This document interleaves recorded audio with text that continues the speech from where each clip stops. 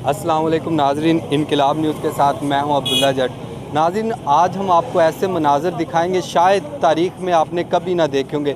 आपने देखा कि कुरान पाक की बेहुरमती की गई, पूरी दुनिया ने अपना एहतजाज रिकॉर्ड करवाया, तुर्किया ने करवाया, अरब अमारात ने कराया, इराक़ में हुआ।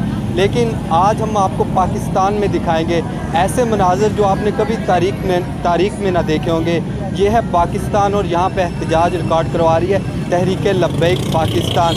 इनका मुनफरिद अंदाज़ है। शायद वो कफ़ार ये समझते थे कि वो कुरान की बेहुरमती कर कर वो हमारे ईमान को कम कर देंगे, लेकिन हमने देखा कि पूरी उम्मत मुस्लिमा रोडों पे निकल आई, पूरा पाकिस्तान रोडों पे निकल आया और ये बताने आए हैं अगर तुम चाहते हो, तुम शायद समझ रहे थे कि तुम कुरान की बेहुरमती करके तुम हीरो बन जाओगे, लेकिन खुदा ने तुमको जलील कर दिया।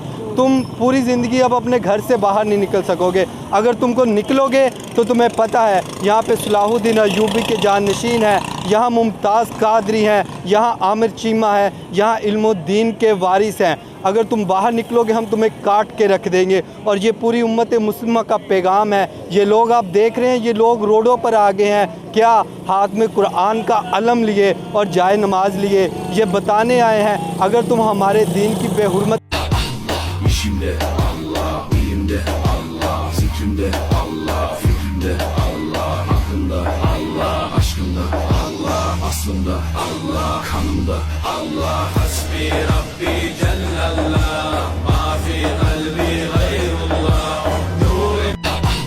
İşimde Allah, ilimde Allah, zikrimde Allah, fikrimde Allah, aklımda Allah, aşkımda Allah, aslımda Allah, kanımda Allah. Hasbi Rabbi Cellallah, ma fi kalbi gayrullah. Allah, ilimde Allah, zikrimde Allah, fikrimde Allah, aklımda Allah, aşkımda Allah, aslımda Allah, kanımda Allah. Hasbi Rabbi Cellallah.